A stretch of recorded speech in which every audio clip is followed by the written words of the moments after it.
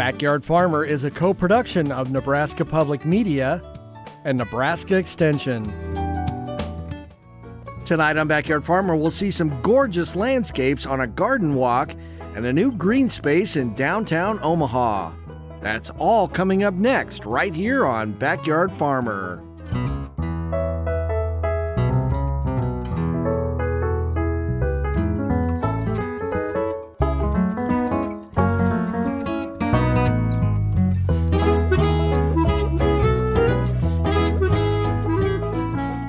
Hello and welcome to Backyard Farmer.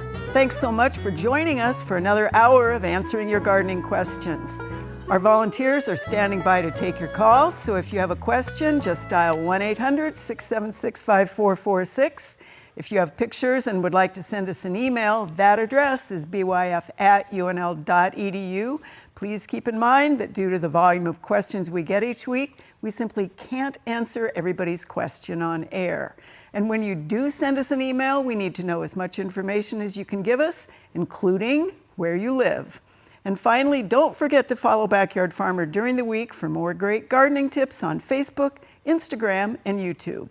With that out of the way, Kate, you brought a cage of creatures for your sample. Yes, I was really excited to see these today. So I brought with me some mantid babies. So the praying mantis, we get a couple of different species here in Nebraska, but I believe these are the babies of the Chinese mantis. They're really small this time of year, but what's going to happen is this species towards late summer are going to get this big. So we can see they get several inches long. Our native species get to be about half of that. But mantids are cool because they are predators. They're generalists, so they'll eat bad bugs, they'll also eat good bugs, and in late summer they will lay their egg cases, and so you can expect about 200 more mantids to hatch the next year. So hold that little babe up. Yes. You've got just time. It's kind of hard to see, but they're right there. Yeah, teensy weensy. Teeny tiny. There he is. Zoom in as far as you can. There you go. That's a little better. There he is. They're so cool. Yes. People worry about the Chinese ones, but they all eat something. They all eat something. It doesn't matter if it's a pollinator or a pest. They're just happy to have a meal. Perfect. Yes. Okay, Jeff, a weed of some sort. Yeah, so I brought this in. This is Marestail, and it's also kind of a generalist in that we were talking before the show that it resembles a lot of plants at this time of its life. I mean, and I think that's why many times it'll end up being in your garden for a while, and you'll just not realize what you have. Until it gets quite a bit bigger, it gets 3-4 feet tall, ends up with this large flower, white flower on top, and produces up to 200,000 seeds. So Per plant. per plant, and over 80% will germinate pretty readily right away. So it's important. This is a particular plant that also is resistant to glyphosate, so you can't go out and shoot it with that, and probably a lot of other herbicides. It's hard to kill that way. It's much simpler to pull it. So. All right, so identify and pull. Pull, yes, right. All right, thanks, Jeff. Lauren, you killed it. Well, I didn't kill it, but one of my friends did. So this is just an example. All of our viewers, I'm sure, are out planting annuals and transplants, and you'll have some that are maybe not being successful or failing. This is an example of just a small little Coleus plant, and you can see just your first symptoms of root rot where you have that wilting going on. It's not thriving. I brought this just to show that example when you have this going on and other plants in the bed are looking good. Usually it's some sort of a root rot. If we dig down in here, actually, we can see some dark discoloration at the base. I gotta see, you can kind of see it right in there. You can see some black area. That's where we've got a fungus that's making an infection, and it's very common to have some percentage, usually a very low percentage of your transplants have some sort of a root rot or something that can come in. So just remove those, rogue it out, and start over with a new opportunity for a site for another plant. And don't put them in the compost pile. If you do, make sure you compost them very well and they get to high temperature, because you will carry the fungus with you. All right. Yeah. Elizabeth, not ready to eat. No, these peaches are far from ready to eat, but it is time to go ahead and thin our fruit. So if we were not going to thin these fruits, they're going to be too close together. The peaches are going to be small in size. They're not going to be as good at eating quality. So what we want to do is we want to make sure we thin them about 4 to 6 inches between each fruit. So in this instance, we have 3 in a row. So we will just go in and be brutal, and we're going to take that one out. One quick way to know if it's 4 inches is you can put your fist in between the 2 fruits. Sometimes we'll have them where they're 2 on the end, and with these little Siamese twins, we want to go ahead and we want to remove one of those Siamese twins, so that way the one that we leave behind is going to be a bigger, better quality fruit. If we don't thin, we're going to have too much fruit on there, and in addition to having small fruit, we're going to weigh down those branches and have the potential of breaking those branches off. And I believe you got those where? I might have borrowed them from the backyard farmer garden. And the rest of those will be thinned tomorrow. See, timing is everything. Timing is everything. I know one year on the big peach trees, nobody thinned. They're really actually not our trees. And we had a lot of branches that just went down. So, all right, nice job. Let's see, Kate, you have 2 pictures on this first one. This comes to us from Omaha. She's saying the last 2 years, the leaves on her 12 to 15-year-old tulip tree have curled. Otherwise, they seem healthy. Should she be concerned about this? Yeah, so this might be one where I would encourage you to maybe take a little bit of a closer look. There's several things that can cause leaf curl. You know, it could be environmental and it could definitely be insect related too. Tulip tree, I think with leaf curling, I think about aphids. So look on the underside of those leaves, look for some green aphids. And then in that first picture, I saw some like white spots on the leaves, and see if you can scrape that off, because it could be a powdery mildew or it could be insect damage. So I would just take a little bit of closer look. Excellent advice. All right, one picture from Seward, and he's saying he's not seen a bug like this before. He got a bunch of new mulch and maybe it came in that. That's a big one. What, 1.5 to 2 inches or something like that? They can actually get up to 3 inches long. This is a fish fly, and so it didn't come in the mulch, but I imagine you probably might live near a source of water, because as immature, they live in the water, but they're very cool. They're not true flies. They're closely related to Dobson flies, which if you've never heard before, you have to Google it because they're amazing. But yeah, they're big and they're really cool. Lauren, I saw your eyes light up with fish fly since you're a fisherman.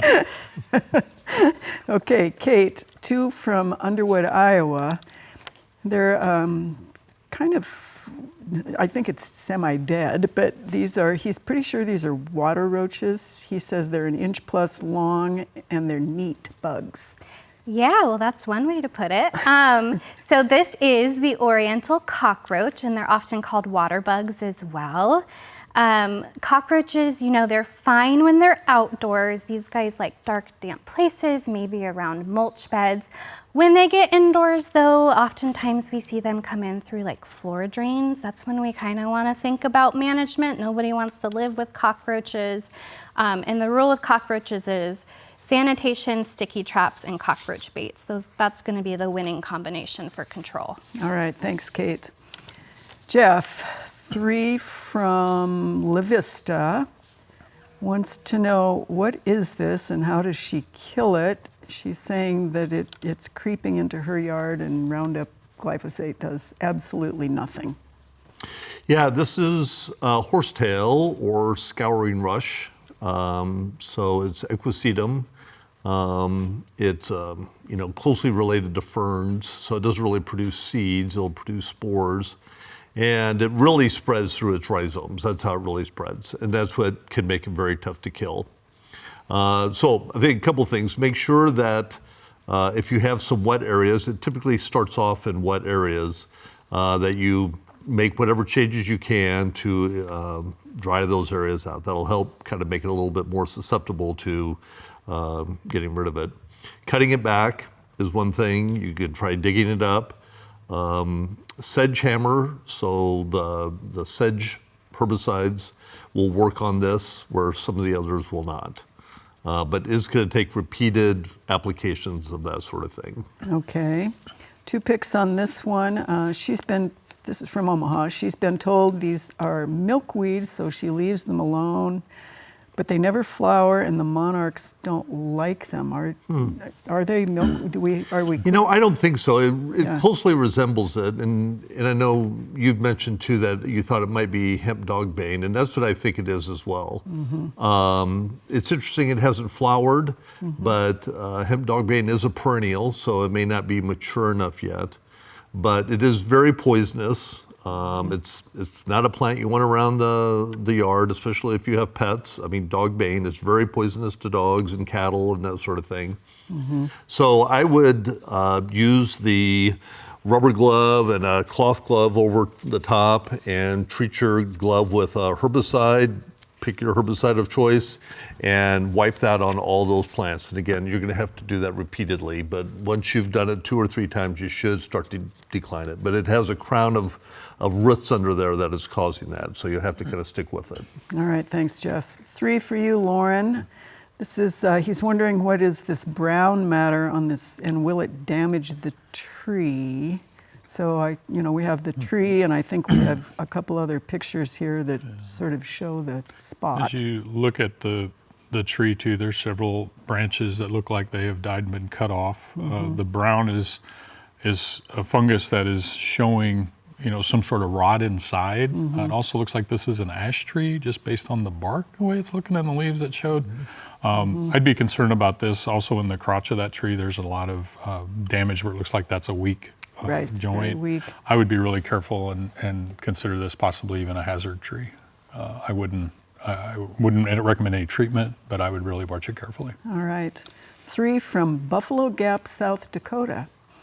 He has a miniature plum tree on its 2nd year. He found this clearish brown substance. The branch has wilted leaves. 2nd branch has the substance and odd bumps. Yeah, so. Unfortunately, and this is actually a really nice picture of brown rot canker, unfortunately, which is a common disease on stone fruits. Those are the soft rots that get on any of the fruits for stone fruits, and it will also form a canker like that usually has a lot of exuding sap. So management on this is cut it down about 3 inches below the affected area, which it looks like you're going to lose the tree. So unfortunately on this one, I would recommend starting over. All right, thanks, Lawrence. Elizabeth, 1 on this one. He has yews that are quite old, 40 years, and he wants to kind of trim them back a bit more. Is that still possible? He wants them off the sidewalk. We can within reason. So when we make a hedge, we want to make sure it looks kind of like a ladder where the base is wider than the top, so that way those bottom branches get that sunlight. We want to be very careful with yews not to remove too much of the leaf area, because if we cut too far back in, it's not going to have any leaves on it, and then you're going to have bare spots. So you're going to have to go in and selectively prune it in that, alive and dead zone. All right. 3 from Lincoln here, and this is Rise and Shine Redbud. He is wondering what is going on and whether he can save this tree. And I think what we have is this is the environment, this is the tree, and then I think we can see maybe one more on this with herbicide and all sorts of things. Yep, yeah. There's a lot of things going on with this tree. So unfortunately, redbuds are an understory tree, and especially where we have this special cultivar that has the yellowish leaves, it really is going to need protection. So we have herbicide injury. We also have some scorch because we're in the sun. The swollen area on the trunk there is a graft. It looks like the graft is a little unique or wonky as well. So I'd leave the tree in as long as it survives, but unfortunately I don't think it's going to be a long-term tree in that area. All right, thanks, Elizabeth.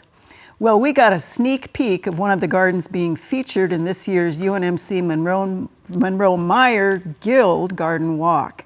This is a great annual event in Omaha which supports people with intellectual disabilities through the love of gardening.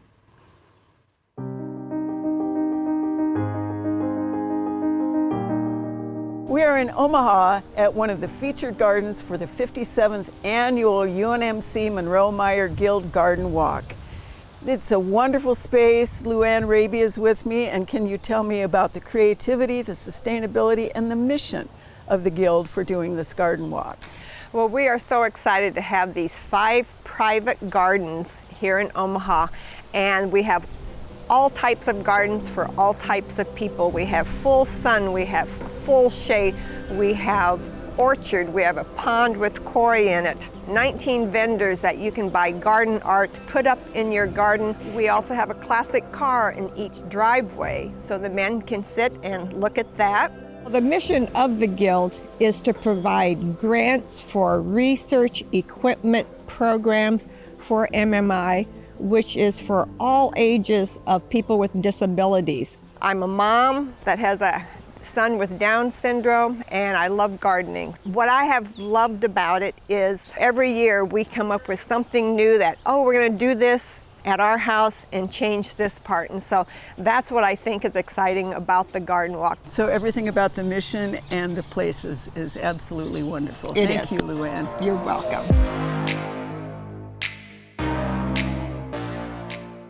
One of the featured gardens on the tour this year was designed with both beauty and environmental responsibility in mind. Emily Mixon from Ryan's Lawn and Tree is the person who had that thought. And Emily, what was your plan or your idea when you started designing this garden? Well, the homeowners came to me and they really emphasized how much they wanted to have a native rain garden. They're also big into vegetable gardens, so we incorporated that into the design as well. We really utilized the features that they had on site. They had 2 downspouts that drained and pooled, so we utilized that to create the natural rain garden here. And you can see all of the plants are taken off with that. A big piece of that, as you mentioned, is the rain garden itself. Talk a little bit about the beds and the curvilinear form and how that relates to the lake and the environment, since this is kind of a wide open space. So everything is very soft lines, nice curves. It really flows. The native plants incorporated in that flow with the lines as well. So everything's very soft and natural and flowing. You get the little fine textures from the plants, you get the larger leaves, and it all just kind of mixes together to create what you see here. And you said that the owners actually do all of the management on this space themselves? They do. So to be able to take your design and manage it in a way that you had in mind is a little bit unusual sometimes, isn't it? Yes, yep. So it's been in for about 4 years now. And the design I gave them really served as kind of a base map, a framework for this design. And what you see is the garden evolving over 4 years. So they've had plants die and they've transplanted and they've divided and they've really flowed with what the garden's given them, and it's created a really beautiful space.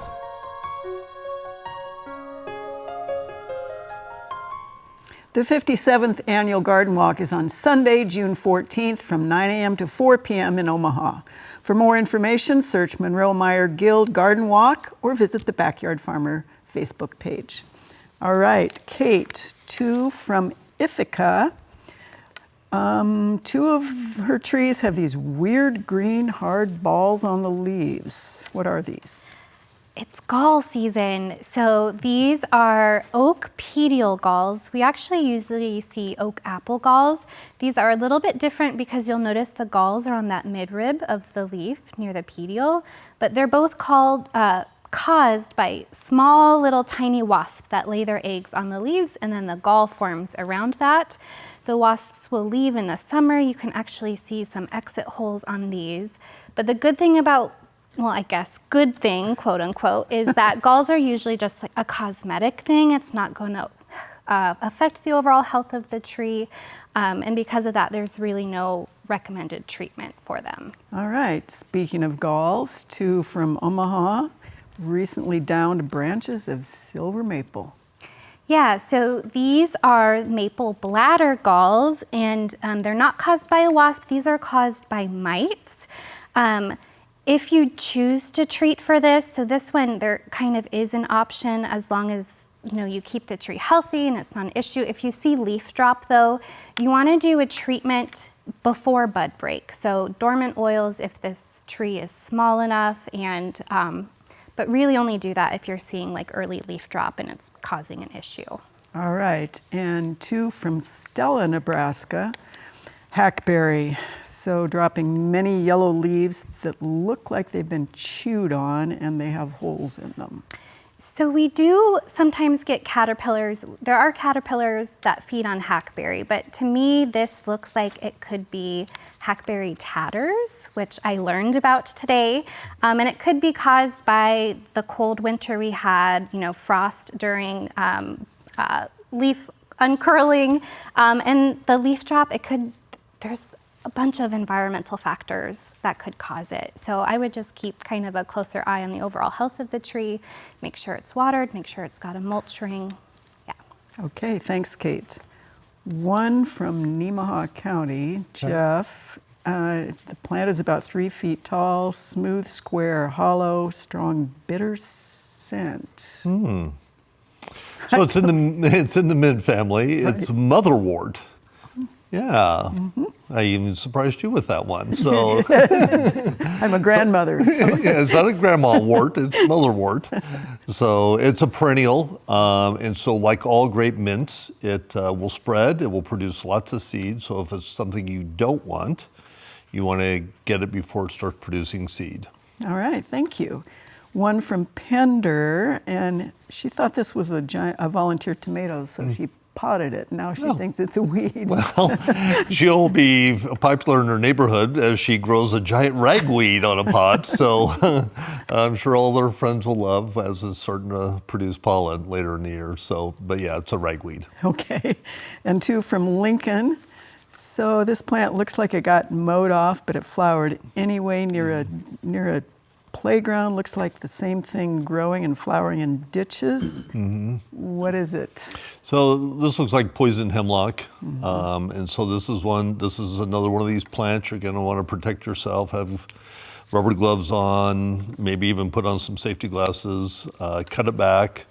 Don't burn the leaves, throw them in the garbage, and then start treating things. So again, using a non-selective herbicide on it and kind of keep going with it because it has a big root system and it's gonna be hard to kill.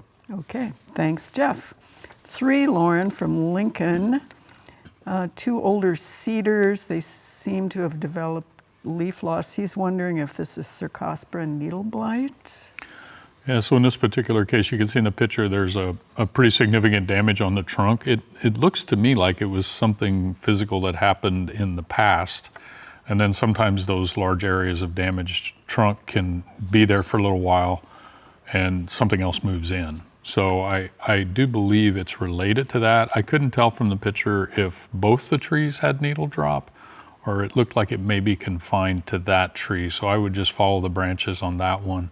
I'm really thinking that's what it is. It may still survive for quite a while, but you may have more needle drop in there. Eventually it will die. Well, and they're not, they don't like the shade, so that might be That could add to it, but that large damaged area I think will probably track to where a lot of that internal drop is. All right, 2 from Rural Elkhorn. So she's saying, any hope for this tree? She knows what this is. It's awesome. And, and we know what this is, but here it comes again. So, well, in cedar apple rust, it's so common this year. When it's really an extreme case like this, you will get some branch and limb impact, and the the tree will be shorter and it will grow slower and everything. It usually will not kill the tree though. So if you're really worried about it, if it's a specimen tree, you can treat it next spring, but I wouldn't do that. I would just pick those off and hope it's not going to be the same next year, most likely. Should be fine. We hope. You probably have an apple tree or something close to it to have that much. That's what usually happens. So your apple tree is in more trouble than that. Speaking of which, one picture from Manhattan, Kansas. It was planted last year, doing really well. Then it got discoloration on the leaves. And it is a spring snow crabapple, which is an old variety. Well, and it could be susceptible. We saw cedar apple rust earlier, but I don't really think that's what this is. This is all internal leaf damage and small shoot damage on the branches. It really made me question if there's not something below that picture at the base of the trunk of the tree that's some sort of physical damage, or if it wasn't planted correctly or something. But there's some stress there that's resulting in the internal portion of the canopy thinning, which typically, I mean, it doesn't look like cedar apple rust. So I would look at the overall health, how it was planted, if there's any damage at the base. Great, thanks, Lauren.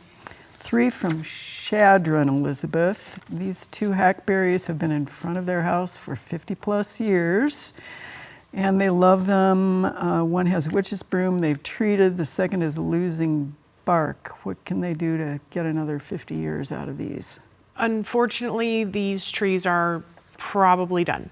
The one that has the leaf that has this bark blasting, unfortunately, when the tree doesn't have bark, it's not able to take up water and nutrients. So unfortunately, this one might look good now, but as the season progresses, it's going to continue to decline with time. The other one that has the witch's broom, it has a very thin canopy. The witch's broom aren't the issue. The issue for that tree is the planting depth and the lack of a root flare. So unfortunately, both of these trees just happen to age out and be caught up with their issues at the same time. So my recommendation would be removal and replacement of these 2 trees. All right, and 3 from Claytonia. This is an elm dropping leaves. Yep. You know, the first thought is, okay, are we in drought conditions?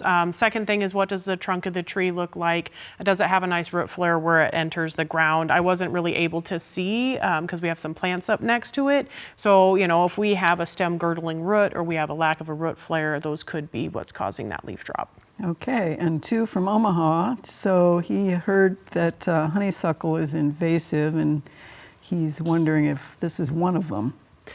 So there are certain honeysuckles that are invasive, and if you need to look at the Invasive Species Council, they'll give you a whole list, but this one isn't. So that's the good news for the viewer. This one is one of the sempervirens honeysuckles, which is more of like a vining type. The ones on the list are more shrub type. All right, thanks, Elizabeth. It took a little patience, but we finally have everything planted out at our garden. We have more chores to complete. Here's Terry at the Backyard Farmer Garden to tell us more.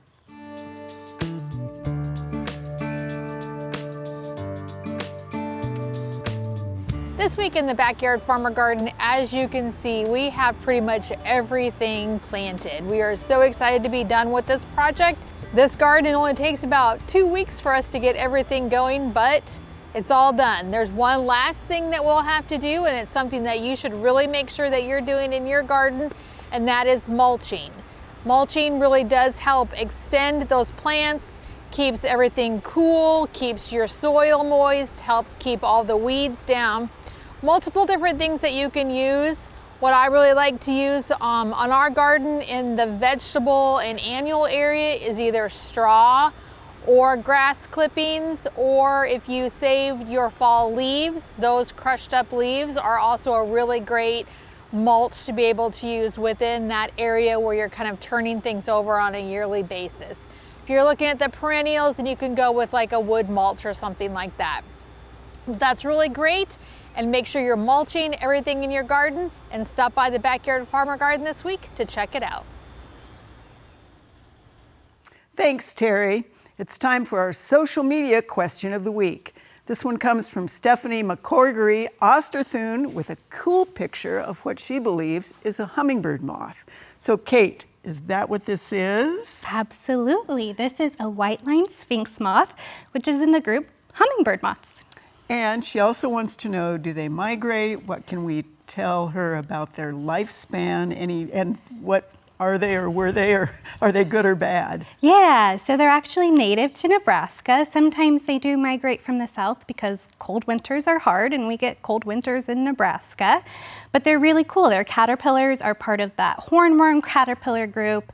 They'll feed on things like spurge and primrose and purslane and a whole bunch of other different plants.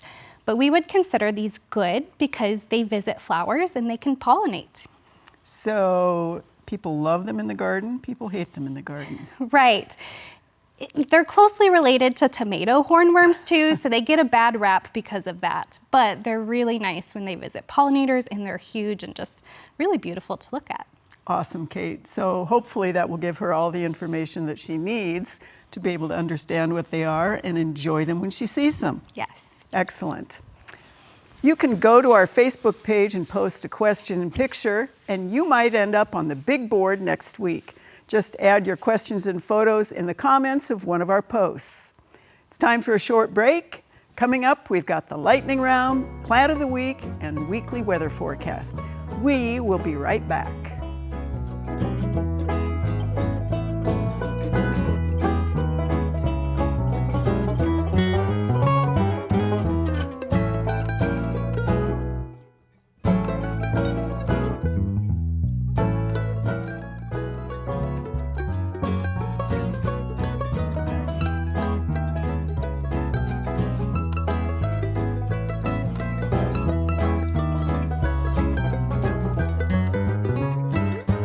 Welcome back to Backyard Farmer.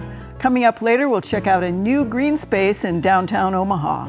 You can still phone in your questions to 1-800-676-5446 or send us pictures and emails to byf@unl.edu. And of course, right now it is time for the lightning round. Elizabeth,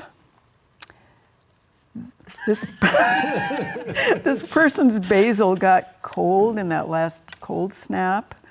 Will it recover, or should she replant? It might grow from the growing points. You can leave it in if you want to, but if it's mostly black, I'd take it out. All right. From Millard, some edges of one of her rose bushes that she just planted got black. They're kind of against a wall, and the rose is new this season. It's probably transplant shock or, desiccation. Okay. Fremont, she's got strawberries for the very first year. Lots of flowers, some berries, but they didn't ripen. Why? Usually first year strawberries, we try not to have them go to fruit, so I just pick them off. All right, we have a Gretna viewer who has a yellow birch. What happened, and is there a remedy? More than likely it's iron chlorosis, and you're gonna need iron injection or capsules. All right, from Norfolk, do rabbits bother yellow ice plant? I am not Dennis, I do not know. Dennis wouldn't know either. Okay. I'm gonna guess no. You ready, Lauren? Absolutely. From nowhere, the pear rust spots are already showing up. Is it too late to spray pears for rusts? Yes. From Lincoln, an ancient oak is apparently wet all the way down from a big old cut branch. Is that a goner? What would that be? Well, some people may call it wetwood. If it's a cut branch, it's fresh, it's just sap exuding out the end. Okay. It'll stop. An upright blue juniper selection, one branch died and then the entire interior went brown and then it croaked. Is there some juniper disease of blue junipers? The way that's described, it could be a lot of things. There could be a canker. Yeah, I don't know. I chainsaw it out. Will spruces continue to have needle diseases if they are not treated? Maybe. Kyle talked about ash yellows. Does that affect privet as well as lilacs? Pass. They're in the same family. Okay, then yes. Okay, Jeff.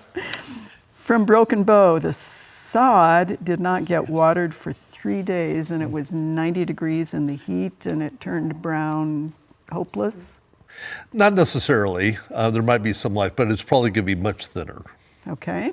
From Lexington, a bag of fertilizer apparently got all wet and hard like concrete. Mm-hmm. Can they chop it up and still use it? I don't think I would. I think I'd dispose of it. All right. Other than hand digging and pulling weeds in a landscape bed, is landscape cloth something that we recommend? No, it's not. It's just going to increase your weed problems. All right. Is sulfentrazone or mesotrione a better weed control thing? Well, mesotrione is good for new seedings, so you would want to use it for that. So it's a good product. We're seeing it used a lot more. In Lincoln, we say, this is from Lincoln, we say read the label might be too hot to spray. What harm would it do if you spray when it's too hot? There's a lot of effects you can have on all the other plants in your area. So, I mean, you really don't want to spray anything over 84 degrees. So. Okay. Kate. Yes. In capital letters from one of our viewers, where are the insects? Everywhere. You have to look for them. I think they were probably referring to the pollinators in particular. Well, they're out there. You just have to take a look, yeah. All right, from Prairie Home, he treated with milky spore for Japanese beetles. Is that a risk to birds and or pollinators if they come in contact with a beetle? No. All right. This is from Kozad. There was a honeycomb-looking wasp nest. It looks bigger, but there are no wasps. Do they overwinter and then keep rebuilding? No, so that's likely an old wasp nest from last year. All right. From Lincoln, a large, thin, gold wasp-like insect was looking for an opening in somebody's house. Any idea on that one? There's golden digger wasps, but they dig in the ground. We would need a picture, I think. All right. Gretna, continuing the tick conversation. Goodness. Are there lots? Yes. She doesn't get a point for that one. I think you won anyway. And no, I didn't stack the deck. Jeff got it too. Did he get it? Three-way tie. No, don't put it in Thank you. What an honor. Appreciate sitting between both of you. I finally won. Okay. Well, for our plant of the week, we took our cameras to Kearney to see a fantastic shrub that attracts birds and probably some humans. Here's Brock Steinbrick to tell us how versatile this shrub can be.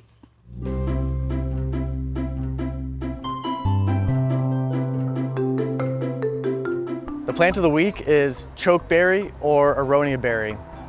This North American native is an underutilized plant in the landscape. In my landscape designs, I try to use as much as I can. It has 3 seasons of color. First, in the spring, it has a white bloom that covers the plant. These white blooms are a great source of pollination for butterflies, moths, and native bees. Second, in the summer, the plant is loaded with dark purple berries. These berries are a great source of food for birds and small mammals. If you're a bird lover and you want to attract more birds to your landscape, I highly recommend the chokeberry. Also, the berries are edible for humans. Finally, in the fall, the leaves turn orangish red, so that gives you 3 seasons of color. Chokeberries are great. They can be in the sun all the way down to the shade. And there's a chokeberry for any size of landscape that you need. You have the Autumn Magic chokeberry that gets 6 foot tall, 6 foot wide. You have the Iroquois Beauty chokeberry that gets 3 foot tall, 4 foot wide. And you have the Low Scape Mound chokeberry that gets 2 foot high, 2 foot wide. And now throwing it over to Gannon for the weather.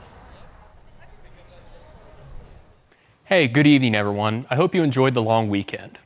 For the most part, temperatures this week will be near normal with highs in the 70s and 80s. Our hottest day of the week seems to be on Saturday, where areas in the southwestern part of the state near McCook might get into the 90s. Looking a bit further out, there are some hints that it could get fairly warm in the near future, but we'll cross that bridge when we get there. Considering how dry it's been recently, the precipitation forecast this week is phenomenal. Most people are expected to receive at least a ½ inch, while those in the central portions of the state could receive 2 inches or more. There's daily chances of rain, so hopefully those out west can finally get some relief from the ongoing drought. And that's your week of weather forecast. Back to you guys. Our first announcement is, of course, we will be at Schramm Park State Recreation Area on Saturday, May 30th. We want you to come. We have all that information on our website. Second is, it is National Wildflower Week. Lots of events statewide, June 1st to June 7th. We have plantnebraska.org on the screen, and you can look and see what's going on. All right, Kate, one from Lincoln, and then one from Central City, and they are holes in the ground. And she knows it's not cicadas, and she thinks she knows what it is. And what do we think it is? So we suspect these are the emergence holes from May or June beetles. So they live as white grubs in the soil. They'll feed on the turf grass roots. And this time of year, obviously it's May, we're getting into June, so we're seeing these beetles emerge. It might suggest you have a grub problem, so if you see a lot of browning in your grass, you might want to plan on doing either a curative treatment in August or putting down a preventative in June. Okay, and I think Central City was basically the same thing. So two different. Yep. All right. So one picture from Bellevue of this beautiful large moth. What is this? Yeah, so this is one of our giant silk moths, the Polyphemus moth, and I believe Wayne had a sample of it either last week or a couple weeks ago, but they can get a wingspan of about 6 inches. They're pretty amazing. All right, two from Florence area of Omaha. Notice this large creature in the pasture. So beautiful. This is also a giant silk moth, so closely related, but this one's called the Luna moth. They're a little bit smaller, but they can still like reach about a 4-inch wingspan, so very cool. Yes, and to find that in the pasture. Right. Wonderful. Okay, Jeff, this is Ponca Hills on the bluffs above the Missouri River. This plant is taking over. What is it and how to get rid of it? Yeah, Amer honeysuckle. And I know it's very attractive right now. It's going to produce a lot of little red fruits that the birds are going to spread all over the place, and it'll continue to be a problem. So I find them, if things are a little moist, easy to pull out of the ground. So that would be my preferred, depending on how many you have, obviously. The other thing you can do is cut them back. And then paint the stumps right away with a stump killer. But you have to do it pretty much within like 5 minutes, so you got to do it right away. Thanks, Jeff. Two from Omaha. This invasive plant taking over the yards keeps growing. The more they pull, the worse it gets. Well, it's elderberry, so if they wait, they can cook the fruit and have jam or jelly later in the year. If they don't want to do that, then it's kind of the same treatment as the honeysuckle. You have to cut and treat and cut and treat. Okay, and two from Omaha. What is the best way to kill this vine? It's been here for years. He's torn it down. It keeps coming back. Yeah, it will. And it's the same sort of thing. I mean, you'd have to pull the vines down, cut it back. And treat the stumps. And again, it'll be something you'll have to just kind of keep working on, especially if it's been around a long time. It's got a healthy root system. Right, and that's, I think, Boston ivy, isn't it? Right, Boston ivy, right. Okay. Three from Seward, Lauren. So this is rhubarb that has been diagnosed with fungus. They're hardy. She has a picture, I think, of the fungicide that she used when the plants began to emerge. So 3 pics here of what's going on. What do we think? Well, a couple things. I think they also mentioned that this is normally much higher and a 3 much feet. larger plant. So in this particular case, I think it's really more environmental. I see some of the leaf spots on the rhubarb, but I'm not too worried about that. I really think that shorter growth and everything is just related to the fluctuation in the weather. I have rhubarb plants at home, and I was sharing with the panel, mine look exactly like that, and I'm having the same thing. I think it's just environmental, and I would not treat that. Okay, 2 from Shenandoah, Iowa, and she says only this one coneflower has oddly striped leaves, and then a forming bud is yellowing. Yeah, this is looking like the early signs or symptoms, of aster yellows. And so this is something that will spread through your other asters. I would suggest roguing that out. Immediately. Yes. Yes. Elizabeth, 2 from Sheldon, Iowa. They noticed a difference in 2 weeping willows, and she's wondering what it could be and what can they do. So this is northwest Iowa, and I think the second picture shows kind of some issues. And it's kind of hard to determine exactly from the photos that we got. So like in order to determine if we have a nice root flare, I'm going to need to see where the trunk enters the ground or to see if there's a stem girdling root. If they're both equally affected the same, I'm going to lean towards environmental, whether it be a cold snap or the hot, or you pick any weather condition that you've had, we might see that affect those willows because they emerge fairly early. And they're willows. But they're, cankers and all the other stuff that short-lived. Lauren knows. A lot of fun, but they're willows. Dies fast. Grows fast, dies fast. There you go. Keep that in mind. Okay, 2 from Lincoln. He's wondering what can be done to strengthen this pin oak. This is a pin oak. And should the bare branches be removed? Yes, so anything dead, damaged, or diseased can be removed at any point in time. The thing to keep in mind with the oaks is we do prefer, if you're removing a living branch, to do it like in November, so that way we don't have the risk of oak wilt being spread. But if they're dead, go ahead and take them out. If we're suffering from chlorosis, there is an opportunity to provide supplemental iron to this tree. You can either do it through an injection by hiring a certified applicator. You can do it with over-the-counter capsules where you drill a hole and insert the capsule. Now keep in mind the capsules don't last as long as the injections do. If you were to put it around the base of the tree in the soil is going to tie that iron up and it's not going to be available to the tree. So I mean, I'd take a good hard look, making sure there's no stem girdling roots, making sure we're at the proper planting depth, because sometimes we'll see chlorosis as an issue from those conditions as well. But, you know, remove the dead branches, continue to water, watch, and wait. And then if you want to do some iron injections, you can do it next spring. And it's a pin oak, and they get chlorotic. All right, thank you, Elizabeth. Well, for decades, Omaha has invested in beautiful public green spaces, but a new garden opening in the heart of downtown may become one of its most remarkable. We got a sneak peek and learned what this urban oasis means to the city. This was transformed from a parking lot, which is, when you think about it, was quite a transformation. There's over 22,000 perennials in the ground down here. We have over 160 trees and shrubs. They are from all over the world. This is called Polina Gardens after Polina Schlott. She is a true advocate of nature, art, and beauty. She's a huge fan of P. Olaf, and they're the ones that really brought him to the table. And through this have created a magical space for all of Omaha to come and enjoy. Polina Gardens speaks to community, it speaks to gathering, world-class horticulture, and it speaks to education, performing our mission, bringing that mission to the whole city, to everyone that lives here, people across the state, people across the world. Like, that's what I think this speaks to Omaha. Plenty of places for people to just sort of sit and relax and enjoy the space.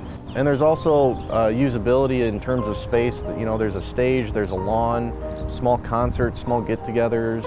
As much as people can envision it, I think anything could really be done here. I'm excited for the grand opening. I'm excited for the rest of Omaha and the community to enjoy the space.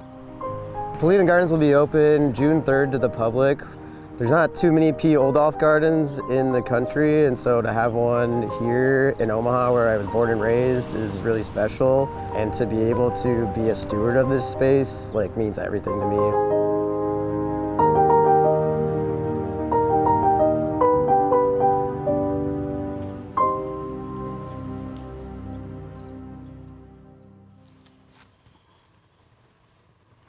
Polina Gardens opens to the public on June 3rd at 13th and Leavenworth in downtown Omaha.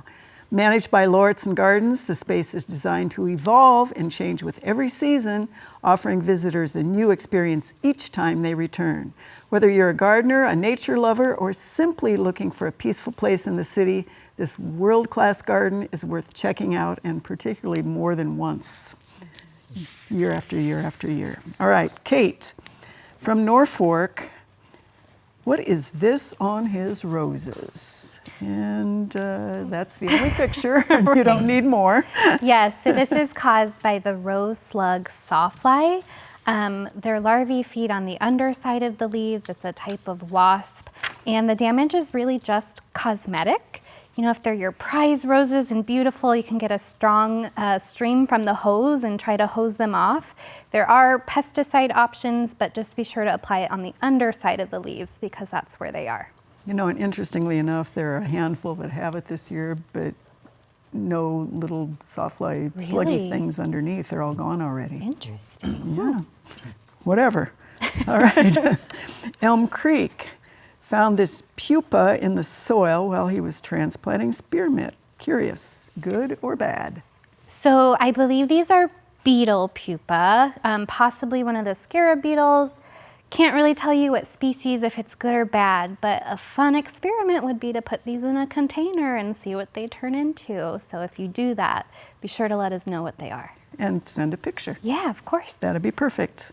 From South Lincoln, is this fly-like bug responsible for all of the damage to our garden phlox, which apparently just look terrible?